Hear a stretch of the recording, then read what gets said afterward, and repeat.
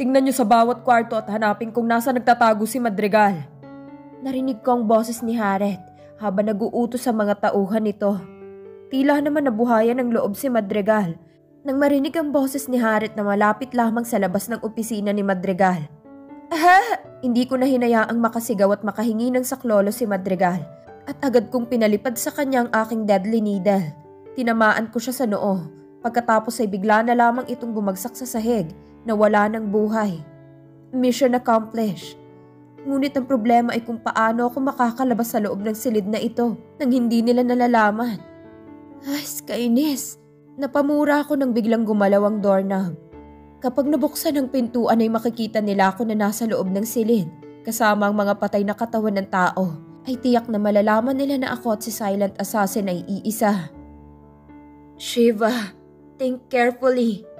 Kausap ko sa aking sarili. Nang tadyakan ng tao sa labas ang pintuan ay hindi agad bumigay. Alam ko na sa pangalawang tadyak ay mabubuksan na ang pintuan, kaya hindi na ako nag-isip pa. Basta ko na lamang itinusok lahat ng aking karayom sa katawan ni Madrigal at nagtira lamang ng isa para sa aking sarili. Dumapa ako at agad na itinusok ko sa aking leeg ang karayom at pagkatapos ay kusa akong ipinikit ang aking mga mata. Kasabay ng pagbukas ng pintuan ay ang pagtalab ng pampatulog mula sa aking karayom na itinusok ko sa aking sarili. Nang magmulat ako ng aking mga mata ay nasa loob ako ng kwarto na hindi pamilyar sa akin. Nasaan ako? Kaninong bahay to? Tanong ko sa aking sarili. At tila naman sinadya para masagot ang aking katanungan ay pumasok si Harriet sa kwartong kinaroroonan ko. Ay may dalang umuusok pa na lugaw na may itlog. Mabango ang lugaw dahil sa fried garlic na nakahalo sa ibabaw. Bigla tuloy akong nagutom nang maamoy kong masarap na amoy ng lugaw.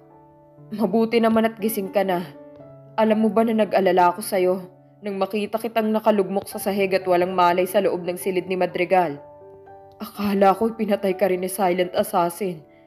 Ngunit mabuti na lamang at hindi siya pumapatay ng mga inosente. Kaya hindi kanya pinatay. Sa halip ay tinurukan ka lamang ng pampatulog. Mahabang litanya ni Harriet pagkapasok niya sa loob ng kwartong kinaroroonan ko. Anong nangyari? Bakit ako narito?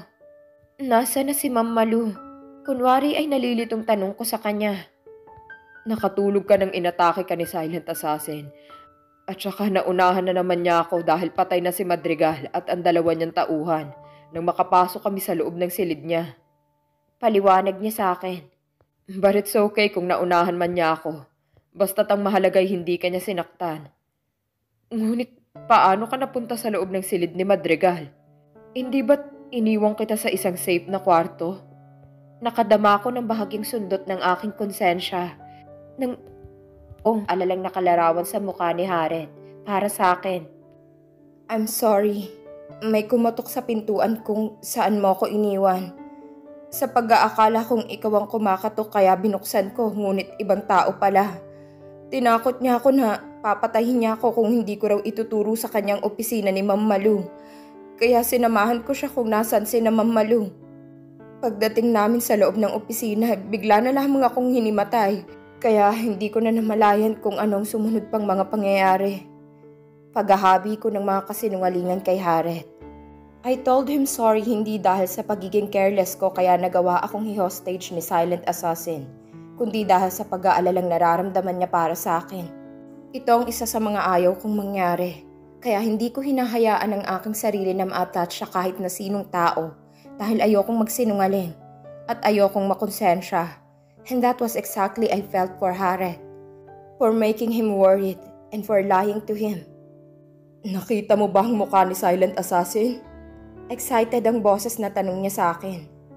Hindi Nakasuot siya ng mask kaya hindi ko nakita ang mukha niya. Muli kong pagsisinungaling. Nakita ko ang disappointment sa kanyang itsura nang marinig niya ang sagot ko. Ngunit inignore ko na lamang ito. Alangan namang ipahamak ko ang sarili ko. Pwede bang huwag na natin pag-usapan ng tungkol sa nangyari? Ayokong maalala ang mga nangyari sa building na yon. Pakiusap ko sa kanya. But I want to remember it. Because for the first time, you responded my kisses. Kahit pa sabihing no choice ka lamang, kaya mo nagawa yun. Matiim ang pagkakatitig na sabi niya sa akin. Iniiwas ko ang aking mga mata at binalingan ng lugaw na dala nito at nakalapag sa ibabaw ng kama sa aking tabi. Nagugutom ako. Mukhang masarap tong lugaw na niluto mo. Pag-iiba ko ng usapan, kinuha ko ang kutsara at sinimulang kainin ang lugaw dahil talaga namang nagugutom ako. Paano mo ako mababayaran ngayon? Nabitin sa ereng kutsarang hawak ko nang marinig kong kanyang sinabi. Mababayaran? Bakit? May utang ba ako sa'yo? Totoong hindi ko na-gets kung anong ibig niyang sabihin, kaya ako nagtanong. I saved your life, remember? Nakataas ang kilay na paalala niya sa akin. Hindi ba ginawa mo lamang ang iyong trabaho? Bilang pulis ay trabaho mong iligtas sa mga babaeng naroon sa prostitute house na yon. Nakataas ang kilay na sagot ko sa kanya. Ngunit bigla akong naisip na nagsinungaling ako sa kanya, kaya parang compensation ko na lamang sa kanyang hinihingi niyang kabayaran sa pagliligtas niya sa buhay ko. Tell me, what do you want as a payment for rescuing me? Napangiti si Harit nang marinig ang sinabi ko. And heck, that smile could melt any woman's heart, and that includes me. I want to have a dinner date with you. 3 times. Agad niyang sabi sa akin. Okay, mabilis kong sagot sa kanya. Umpisa na ngayon, kaya 2 na lang. Nope, I said dinner date with me and not a lunch date. Nakangising sabi niya sa akin. Pagkatapos ay ipinakita sa akin ang oras sa kanyang relong pangbisig. You win. Nakairap kong sagot sa kanya bago ipinagpatuloy ang pagkain ng masarap na lugaw na inihanda niya para sa akin. In fairness, magaling siyang magluto at hindi katulad ko na walang alam lutuin kundi cup noodles. Pagdating ko sa bahay ay agad akong pumasok sa loob ng aking banyo at naligo. Kinuskus kong mabuti ang aking balat, lalo na ang part kung saan ako hinawakan ni Baldo habang nasa loob kami ng kotse at papunta pa lang sa building ni Madrigal. Kinuskus kong mabuti ang balat ko na para bang may germs na nakakapit sa aking balat.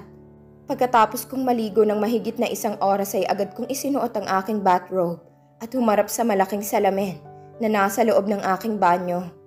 Napatitig ako sa mukha ko sa salamin at dumako ang mga mata ko sa aking mga labi. Naalala kong naganap sa amin ni Haret sa loob ng kwarto sa building ni Madrigal. Yun ang unang beses na ginantihan ko ang halik niya nang nalalaman niya. Ang naunang halik na namagitan sa amin ay hindi ko tinugon ang halik niya at lasing naman siya nang mangyari ang pangalawa at pangatlong halikan namin kaya hindi siya aware na tinugon ko ang halik niya. Napabuntong hininga ko at pinilig ang aking ulo. It's not right for me to think of him. Walang magiging magandang wakas kung magkakaroon man kami ng relasyon. Because of our nature of works. Itong dapat kong itatak sa aking utak ng paulit-ulit. Muli akong humugot ng malalim na buntong hininga. Pagkatapos ay lumabas na ako sa banyo. Tinuyo ko ang aking buhok sa pamamagitan ng hairdryer. Habang nakaupo ako sa gilid ng kama. Nang matuyo na lahat ng buhok ko ay nahiga ako sa kama at natulog. Hindi ko alam kung ilang oras akong nakatulog. Ngunit bigla akong nagising dahil napanaginipan ko kung paano pinatay ng walang awa ang aking mga pamilya. Kung paano kami pinagbabaril ng mga asasin. Hindi ko napigilan ang aking sarili na napahagulgol. Dahil sa aking panaginip ay muling nanariwa sa aking isip ang sakit ng pagkawala ng mga mahal ko sa buhay. Pagkatapos kong umiyak ay bumangon ako sa ibabaw ng kama at nagbihis. At bago ako umalis sa bahay ko ay kinuha ko ang aking dark shades at sinuot sa aking mga mata. Medyo halata kasing ginawa kong pag-iyak at ayokong may makakita sa akin. Pagkapasok ko sa building ng BAS ay nakita kong nasa coffee shop ang ilang asasin ng BAS at humihigop ng kape. Para bang nag-uusap-usap sila na sabay-sabay na magkape. Kahit si Denver at Tom ay naroon din, magkasamang nagkakape sa iisang mesa. Hello, Shiva! Balita namin na nagpanggap kang prostitute para lamang makapasok sa lungga ng target mo at magawa mo siyang i-assassinate. Nakarami ka ba ng customer? Naranasan mo na rin ang mahipo ng isang lalaki. So how is the feeling? Masarap, di ba? Nakangising kausap sa akin ni Manolo at puno ng mali siyang muka. Walang ibang tao sa loob ng coffee shop kaya okay lang na pag-usapan namin ang tungkol sa aming mga misyon o kahit anong bagay na may kinalaman sa trabaho namin bilang assassin. Kung inaakala ni Manolo na mapapahiya ako dahil sa kanyang mga sinabi, at hindi ko siya lalabanan ay nagkakamali siya. I, Shiva, will never escape from the fight, no matter what it is. At wala akong balak na atrasan ang laban namin ni Manolo. So halip na magalit ako sa sinabi niya, ngumiti ako at naglakad palapit sa kanya. Plastic man ang ngiti ko'y ito pa rin ang unang beses na nakita nilang ngumiti ako sa harapan nila. Kaya lahat sila hindi makapaniwalang nakatingin sa akin. Nagtatanong ka kung anong naramdaman ko habang hinahaplos nila ang balat ko? I felt disgusted. Just like how I feel every time I see you. At gusto mo bang malaman kung anong ginawa ko sa mga lalaking nakahawak sa balat ko? Gusto mo rin bang maramdaman muli ang epekto ng aking karayom sa katawan mo? Tulad ng ginawa ko sa'yo before? Remember it? Nakangiting tanong ko kay Manolo na biglang dumilim ang mukha nang marinig ang sinabi ko. Kung ayaw mong matikman muli ang sarap ng aking karayom, you better shut off that filthy mouth of yours. Nice words, Shiva. Nakangiting puri sa akin ito bago humigop ng kape sa kanyang tasa. I agree. Maikling komento naman ni Denver bago tumayo at lumabas ng BAS building. Akmang magsasalita na sana si Manolo nang biglang lumabas mula sa elevator si Ninong Rafi. Agad siyang napangiti nang makita ako. Shiva, kanina pa kita hinihintay para kunin mo ang iyong payment. Bakit ngayon ka lang nagpunta dito? Agad niyang kausap sa akin habang naglalakad palapit sa akin. I'm sorry, Ninong. I freaked myself para hindi ako mapaghinalaan ng mga pulis. Nasa loob kasi ako ng opisina ng target ko nung pumasok ang mga pulis. Nakatulog ako at nang magising ako nasa ospital na ako. The police questioned me after I woke up, kaya hindi muna ako nakauwi. Nang makauwi naman ako, nagpahinga ako saglit. Tapos pumunta na ako rito. I was about to go up kaso nagkatuwaan pa kami ni Manolo, kaya hindi pa ako nakakaakyat sa itaas. Mahabang paliwanag ko sa kanya. Pagkatapos ay tinapunan ko ng pailalim na tingin si Manolo na nakatiimbagang habang nakatingin sa akin ng masama.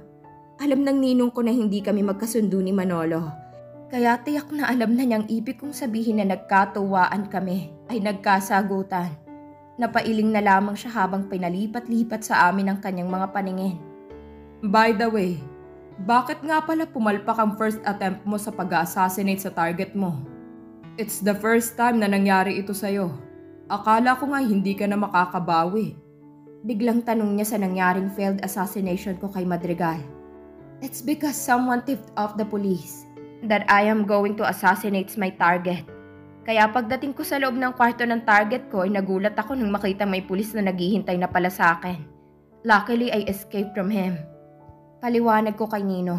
Pagkatapos ay nagdududang sinulyapan ko si Manolo. What do you mean, Shiva? Pinagdududahan mo ba ako na siyang nag-traidor sa'yo? Galit na sita sa akin ni Manolo. Bahagya akong napangiti dahil kaagad siyang nag-react. Kahit hindi ko naman siya direktang tinukoy na siyang nag-tip off kay Jared tungkol sa bala kong pag-assassinate kay Madrigal that resulted my failed assassination. Bakit? May sinabi ba ako na ikaw ang taong nag-traidor sa akin? I know na hindi ikaw yon dahil hindi ka naman naiinggit sa akin, right? Nakataas ang kilay at palaban kong sagot sa kanya. I'm not scared of him, kaya sasabihin ko kung ano ang gusto kong sabihin. How dare the two of you stop it? Malakas na sigaw ni Ninong, kaya hindi natuloy ang balak sabihin sa akin ni Manolo. Sa tuwing nagkikita kayo'y palagi kayo nagbabangayan. Hindi pa pwedeng magkasundo kayong dalawa? No, mabilis kong sagot. At huwag mo nang itanong pa yon, Ninong, dahil never akong makikipagkasundo sa hateful na tao na kagaya niya. Same on me, Shiva. Dahil hindi ako makikipagkasundo sa arrogant and self-centered na katulad mo. Nagtatagi sa mga ngipin na sagot naman ni Manolo. Napahawak sa kanyang batok si Ninong Rafi na tila ba inaatake ito ng high blood dahil hindi malaman kung paano kami aawatin ni Manolo. Okay. Mabuti pa para hindi kayo mag-clash sa isa't isa, huwag na lang kayo mag-usap. Dahil hindi maganda sa BAS na may dalawang assassin na nagbabangayan. Narinig niyong dalawa? Tanong sa amin ni Ninong. Loud and clear. Mabilis kong sagot. And besides, I'm not the one who always started the conversation but him. Kaya mas mabuting kausapin mo siya na to talk with me every time na makikita niya ako para walang gulo. Hindi nagsalita si Manolo sa sinabi ko Ngunit nakakuyom ang mga kamao nito at tila gustong-gusto na niya akong daluhungin ng suntok. Mabuti na lamang at hindi niya ginawa. Dahil kung ginawa niya ay matitikman niyang muli ang lasa ng aking karayo. Follow me. Seryoso ang mukha na utos sa akin ni Ninong Rafi na naglakad at pumasok sa loob ng elevator. Nagkibit balikat na lamang ako bago sumunod sa kanya. Sino sa tingin mong nag-traitor sa BAS, Shiva? We need to find him. Kailangan natin siyang makilala dahil lahat tayo ay malalagay sa panganib ang buhay kapag hindi natin nahuli ang traitor sa BAS. Sabi ni Nino pagkapasok namin sa loob ng opisina niya. I don't know, mahirap maghinala ng tao. Hindi natin alam na ang pinaghihinalaan nating tao ay wala palang kasalanan at ang hindi naman pinaghihinalaang tao ay siya palang tunay na may kasalanan. Mabilis kong sagot sa kanya. Tiningnan ako ni Ninong ng matagal na para bang sinusuri niyang maigi sa mukha ko kung totoo ba ang aking sinabi at wala akong ibang pinaghihinalaang tao. You're right. Sabi niya pagkatapos hindi makita sa mukha ko kung anong nais niyang makita. By the way, congratulations for another job well done. Here's the payment for your accomplished job. Tinanggap ko ang puting sobre na ibinibigay sa akin ni Nino. Hindi ko pinagkaabalahang tingnan ang laman. I gotta go, Nino. Gusto ko magpahinga ng maaga. Napagod ako sa pagpapanggap na prostitute sa prostitute house ni Madrigal. Paalam ko sa kanya matapos kong isilid sa shoulder bag ko ang sobre. Okay, you may go now. Pagtataboy niya sa akin, akmang bubuksan ko na ang pintuan nang bigla niyang tinawag ang pangalan ko. Nagtatanong ang mga mata ko nang lingunin ko siya. Remember to notify me kung meron ka ng pinaghihinalaang tao na nag-traitor sa BAS. We need to remove this person. Tango lamang ang isinagot ko sa kanya bago tuluyang kong binuksan ang pintuan at lumabas na ng opisina ni Ninong Rafi. Pagbaba ko sa coffee shop ay wala ng BAS members kundi mga normal na customers na ang naroroon. Ma'am, ang galing niyo po kanina. Nakangiting sabi sa akin ng guard sa may entrance noong palabas na ako. Nginitian ko lamang siya ngunit hindi ako nagkomento sa kanyang sinabi. Mukhang napapadalas na ngayon ang pagngiti ko ah. Harriet slowly changed me without realizing it. Pagkapasok ko sa aking kotse ay nagring ang cellphone ko na nasa dashboard ng aking kotse sapagkat hindi ko dinala kanina sa pagpasok sa BAS building. Napahugot ako ng malalim na buntong hininga nang makita kong si Harriet ang tumatawag.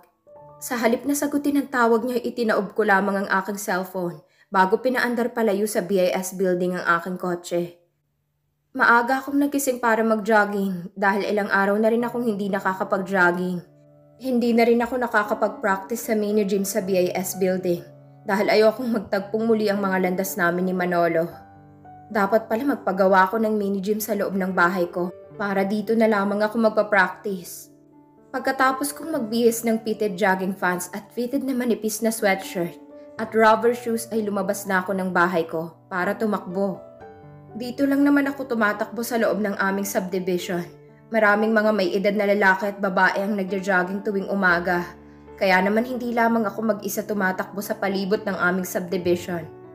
May nakasapak din na wireless Bluetooth sa tenga ko para nagmu-music ako habang tumatakbo. In that way, hindi ako mabilis na mapagod. Ang mga nakakasalubong ko na nagja-jogging din katulad ko ay tinatanguan ko lamang kapag binabati nila ako. Hindi ako sanay na nakikipag-socialize sa mga tao, kaya tango at bahagyang ngiti lamang ang iginaganti ko sa kanila. Para lang hindi nila sabihin na snob akong tao. Napahinto ako sa pagtakbo nang makita kong isang tao na nakasuot ng hoodie at bahagyang nakayuko ang ulo. Nakahawak din ang kamay nito sa tapat ng dibdib nito, kaya naisip ko na baka may sakit ito sa puso at inaatake ito. Or baka napagod lamang ito at nagpapahinga. But just to make sure ay nilapitan ko siya para kausapin. Hey, are you okay? Mahina ang boses na tanong ko sa kanya. Tumango lamang siya sa akin at hindi sumagot. At siguro ay napagod lamang siya sa pagtakbo. At nagpapahinga lamang siya kaya huminto. Sa tingin ko naman ay okay lang siya kaya nagpa siya kung iwan na siya at ipagpatuloy ang naudlot kong pagja-jogging. Nang akmang tataligod na ako, saka naman iniangat ng taong nakayoko ang kanyang ulo. At kaya natuklasan kong lalaki siya. Ngunit hindi ko inaasahan ang ginawa niya. May dala pala siyang kutsilyo at inundayan niya ako ng saksak. Ngunit mabilis ang reflexes ko. Kaya agad akong nakailag at hindi tinamaan ang kutsilyo. Nang itinaas niya ang kutsilyo para muli akong saksakin, ay mabilis kong nahawakan ang kamay niyang may hawak na kutsilyo. Mabilis din siya dahil agad niyang nailipat sa isa niyang kamay ang kutsilyo at muli ay inundayan ako ng saksak na agad kong naiwasang muli. Mukhang sanay makipaglaban ng lalaking ito dahil malakas siya at magaling at sanay ding pumatay dahil hindi ko man lang siya kinakitaan ng takot.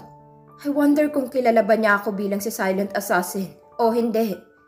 Nag-aalala ko na baka maraming makakita sa ginagawa namin ng lalaki kaya napagpasyahan ko na tapusin ang laban namin. Nang muli niya akong inundayan ng saksak ay mabilis kong hinuli ang kamay niya at binaliti ng malakas. Pagkatapos ay malakas ko siyang pinalo sa leeg gamit ang aking kamay. At pagkatapos ay inunat ko ang isa niyang braso kasabay ng aking pag-atras at binigyan ko siya ng 3 magkakasunod na sipa sa kanyang dibdib. At nang patikimin ko siya ng malakas kong flying kick ay tumilapon siya papunta sa nakatayong basurahan. Napahawak siya sa kanyang dibdib kung saan doon ko pinatama ang aking ilang sipa at flying kick. Akala ko'y muli niya akong susugurin nang tumayo siya. Ngunit bigla na lamang siya tumakbo palayo sa akin. Hindi ko na siya hinabol pa dahil makakaagaw lamang kami ng atensyon. At ito ang iniiwasan kong mangyari. Kaya hinayaan ko na lamang siyang makatakas. Habang naglalakad ako pabalik sa bahay ko'y napaisip ako kung sino ang lalaking yun na nagtangkang pumatay sa akin. Sigurado naman ako na hindi ko siya kilala at wala akong atraso sa kanya. Mukhang isa itong pipitsuging killer na binayaran ng kung sino para patayin ako. Ngunit sino naman kaya ang may matinding galit para pagtangkaan ang buhay ko? Si Manolo na kaaway ko sa BAS? O ang nakakainis na si Veron? Dahil wala naman akong maisip na sagot kaya inignore ko na lamang ang nangyari. Ligtas ako at walang nangyaring masama sa akin, kaya hindi ko masyadong inisip ang motibo ng taong nagpapapatay sa akin. Sasakit lamang ang ulo ko sa kaiisip. Ngunit alam ko na hindi ko matutuklasan kung anong motibo niya at nais niya akong ipapatay. Kaya bakit ko pa iisipin? Parang walang nangyari na naglakad ako pabalik sa bahay ko at malapit na ako sa gate ng bahay ko nang biglang may humintong kotse sa tapat ko. Nang ibaba ng driver ang bintana ng kotse niya ay saka ko natuklasan na si Haret palang nagmamaneho ng kotse.